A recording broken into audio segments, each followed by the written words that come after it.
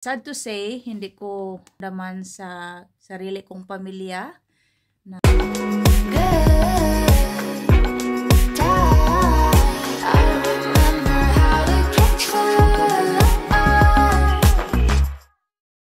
Hi guys, good morning, and today's video guys, mag-unboxing lang tayo. Ayan, may na tanggap akong galing sa Shein. In order ko ito guys. So ayan, mga almost 1 week siya dumating na siya guys. So ito, and grabe ang lakas ng snow na naman dito guys.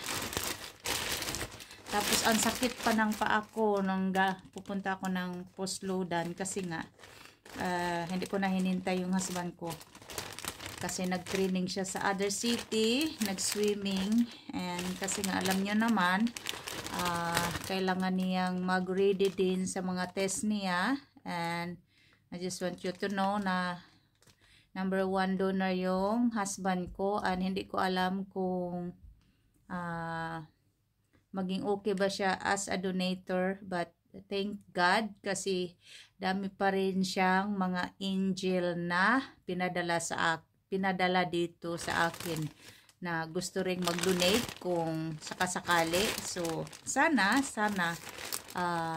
nagpapasalamat talaga ako sa mga real friends na hindi ko akalain na handa rin talagang tumulong, handang mag-sacrifice para lang makatulong sa akin. So ayan, di ko alam, dami palang nagmamahal sa akin guys.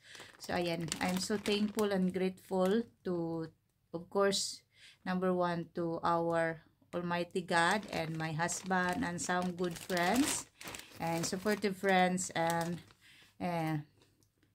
sad to say, hindi ko naramdaman sa sarili kong pamilya na kahit man lang mag-offer in the in joke way, but hindi ko naramdaman. So yun lang talaga ang life guys. Kahit na siguro mahal naman nila siguro ako, pero siguro hindi lang sila handang mag-sacrifice. So ganyan talaga ang buhay. Kailangan nating maging positibo pa rin sa mga ibang bagay na may like disappointment sa buhay ko, sa pamilya ko. Be honest lang talaga ako sa naramdaman ko. So bahala na sila kung magagalit sila kung makikita nilang video na ito. So yun lang talagang naramdaman ko guys, kasi para wala akong narinig na suporta sa kanila or mga comments man lang, mga motivation, wala talaga. So siguro ibang pamilya or mga kapamilya na, pero hindi ko alam, basta kung ano man mga reason nila sa kanila na yon, at kung ano man yung naramdaman ko sa akin na yon rin. Pero hindi ako galit guys, disappointed lang talaga ako sa ibang kapamilya ko, at I'm just only honest na sinasabi ko. Hindi ako nahiya magsabi na disappointed ako, kasi nga hindi ko nakikita talaga hindi ko naramdaman yung suporta nila, at na kahit na konting motivation man lang, hindi ko narinig sa kanila. Mas narinig ko ba sa ibang tao, and especially sa husband ko, na hindi man masyadong supportive yung husband ko sa social media ko. At alam nyo naman, na-share ko lagi na kasi ayaw nila talaga sa social media, at ayaw nilang mag-expose yung live nila sa social media. At iba naman ako kasi social person ako, and then yung mag-ama ko hindi talaga. So I respect them, pero minsan naman nandyan sila sa videos ko, sa mga pic ko, mga picture ko, pero hindi talaga normally na nandyan sila lagi sa pagbablog ko, kasi nga ayaw nila talaga, nire-respeto ko yon. But in the other side of my private life, my husband is my hero, my enemy, my lovers, and siya lahat, yung guidance ko, siya lahat, and protector ko lahat. So I'm so happy na dahil din sa husband ko, nandito pa rin ako in this world, talking with you in front of the camera, and maybe outside in the camera, or Basta, at alam nyo na kung mga taong nakakilala sa akin. So, ayan. Hindi man ako perfectong tao, guys. Nagkakamali din ako. May nasasaktan din akong tao. Pero, I'm so proud to say na wala talaga akong taong inaabuso or anong tawag nito wala. Masaya ako sasabihin na hindi man ako perfecto o nagkakamali man ako sa mga desisyon ko sa buhay. Pero, never akong nagda-down ng tao. Yun ang napaka proud ko sa sarili ko, guys. Kasi nga, matulungin din ako at alam naman ng mga tao nyo na kilala sa akin at hindi rin naman ako. May pagkamaldita din ako, pero nasa lugar din. So, ayan lang. Yan lang, sensitive lang talaga ako lately kasi nga dami kong mga pagsubok sa buhay, dami naming mga iniisip. Tapos, pero, ayan, nandito pa rin ako at trying to be positive sa mga hinaharap namin sa buhay. Mahirap, guys, pero masaya pa rin ako sa buhay ko, guys. Thankful pa rin ako and anong tawag nito parang ano pa rin, ready pa rin ako sa lahat ng mga mangyayari sa buhay ko kasi alam ko nandyan ang Panginoon at number one, nandito lagi yung husband ko para gabayan ako. So, ayan, number one yung supportive talaga ng husband ko about sa health ko. Siya talaga number one. And then, especially to, my goodness, a great friends o yung mga katrabaho ko na, hindi ko na trabaho pero grabe yung ibigay yung sakripisyo nila para lang sa akin. So, my goodness, that's ang grabe ng impact ng puso ko, guys. At napakasarap sa pakiramdam na doon mo pa makukuha yung suporta sa ibang tao. Kasi nga, nag-expect ako. Siguro, nag-expect ako ng siguro very light lang. Not naman siguro 100% yung expectation ko sa pamilya ko na kahit man lang sa yung motivation ba na o spiritual na support, hindi ko naramdaman, guys, sa totoo lang. At yan, I'm just only honest sa naramdaman ko. At yun, sasabihin ko lagi na na-disappointed talaga ako. So, ayan, yun lang talaga. At wala akong pakialam kung magagalit sila kung makikita nilang video na ito. Basta ganito ako ka-honest na person. Kung ano man yung naramdaman ko, sasabihin ko. At kung magagalit kayo, magagalit kayo. Basta hindi ako galit sa inyo, disappointed lang ako. Kasi yung expect ko lang na kailangan ko yung suporta ninyo, yung dito sa social media ko or sa health ko or sa spiritual ko na support na galing sana sa kapamilya ko, hindi ko naramdaman. So, and of course, thankful ako sa lahat ng mga friends na laging nandyan. Alam nyo na kung sino kayo. And basta, thank you so much sa lahat ng mga nagko-concern. Okay lang ako, guys. Kakayanin ko pa naman. Kakayanan na ng husband ko. We fight together at alam ko nandyan yung Panginoon para tulungan din kami at maging okay pa rin lahat ng yung world namin dito. Kahit na may pagsubok kami sa buhay, masaya pa rin kami sa buhay namin. And contented ako sa sarili ko, guys. So wala man akong kayamanan. Yung kayamanan ko talaga yung pamilya ko, yung mag-ama ko. So I'm so happy. So ayan, thank you so much, everyone. And of course, ang dami ko nang sinasabi na mag-unbox lang sana tayo, pero I took this opportunity na rin na sasabihin ko yung naramdaman ko. So ayan lang. At sa lahat ng mga may pagsubok pala dyan, may mga hinaharap na mga health problem, family problem, kung ano man dyan, manalangin lang tayo, guys. At huwag tayo mawala ng pag-asa, laban pa rin sa buhay. Kasi alam ko na lahat naman tayo may mga trials, iba-ibang trials, naintindihan ko yan. Kaya kung kung ano man yung mga trials o mga pagsubok sa buhay natin, kailangan natin pa rin maging positibo para maging magaan pa rin yung takbo ng buhay natin kahit na minsan hindi naman talaga maganda, pero kailangan pa rin natin itaas yung sarili natin para hindi tayo bumagsak ng tuluyan. So ayan, yun lang ha. At ito na ga, mag-unboxing na tayo. So pasensya na kasi nga kagigising ko lang rin at sana kasi masakit pa yung paa ko talaga at hintayin ko sana yung husband ko pero huwag na. Ako na lang ang nag-walking para kailangan ko din mag-walking guys. Kaya ilang araw na ako dito sa bahay na wala talaga akong walk kasi nga hindi ko matapak yung paa ko. Pero ngayon okay na siya. Tapos katatapos ko nang nag-take ng cortisone for 3 days. So medyo okay na siya. And then kailangan ko pa rin mag-take ng paracetamol siguro karong hapon kung medyo masakit-sakit pa talaga siya. Pero okay na. So ayan. And then may doctor tayo.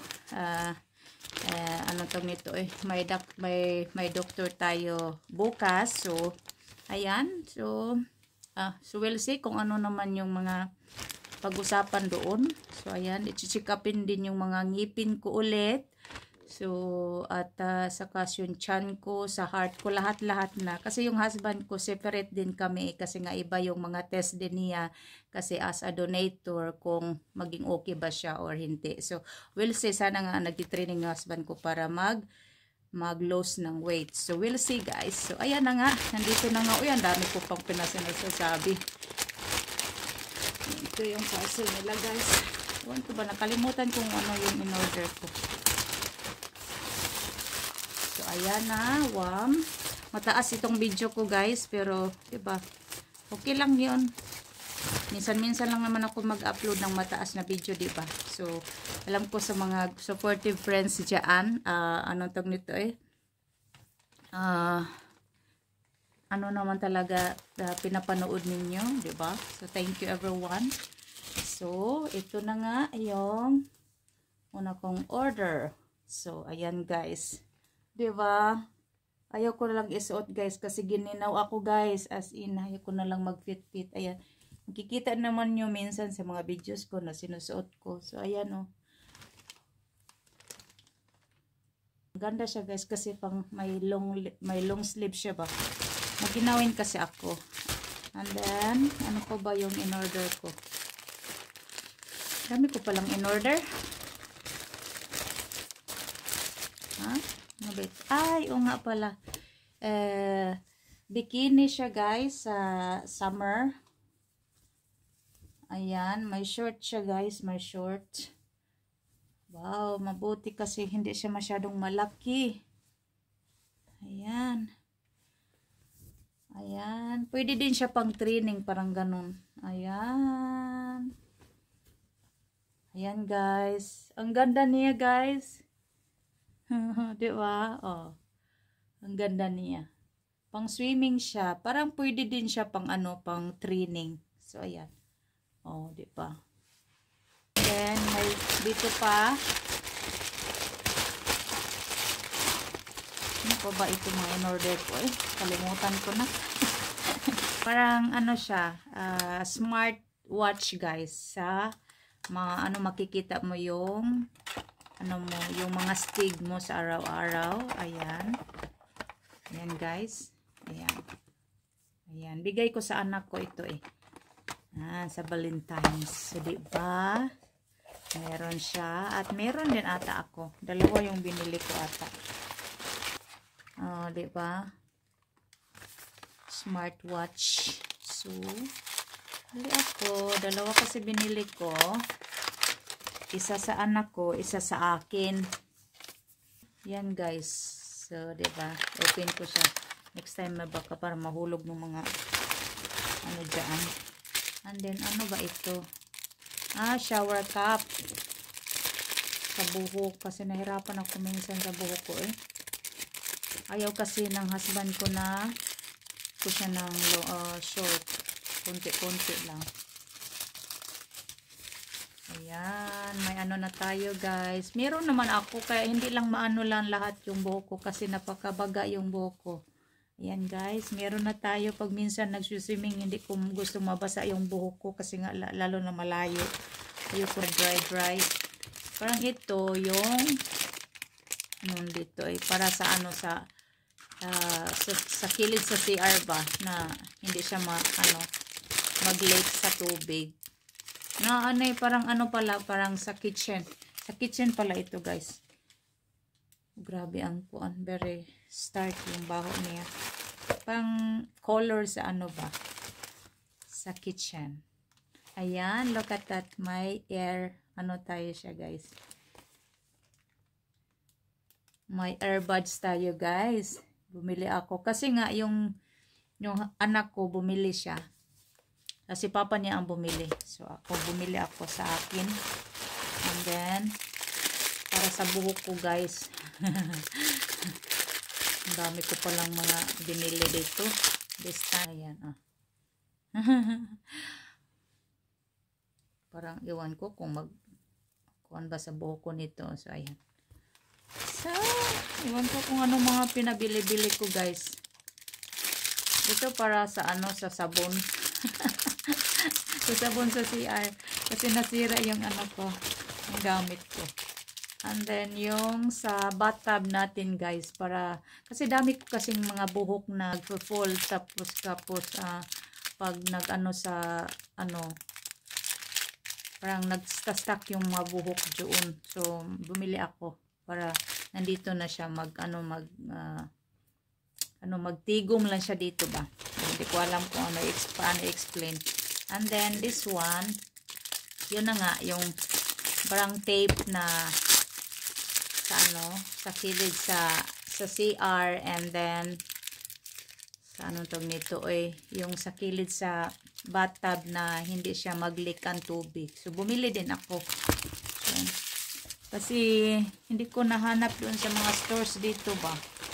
And then ano pa ba ito yung binili ko? Hindi ko alam kung ano ba ito. Ay, nga pala, mount holder. Ayan. So, parang brush sa mga sapatos. Ayan, labi na sa mga leather na shoes. Ayan, bumili ako din guys.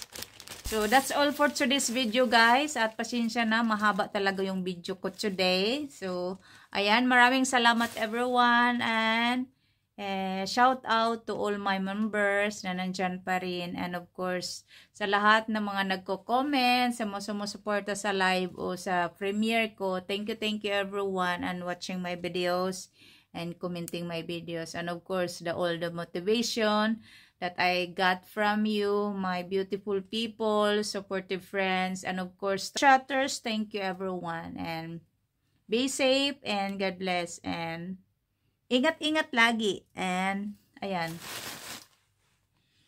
happy Valentine's everyone, and love from Nini Vloggers in Sweden. Ayan. Bye-bye! Ingat, guys! Thank you for watching. Please don't forget to like, comment, and subscribe.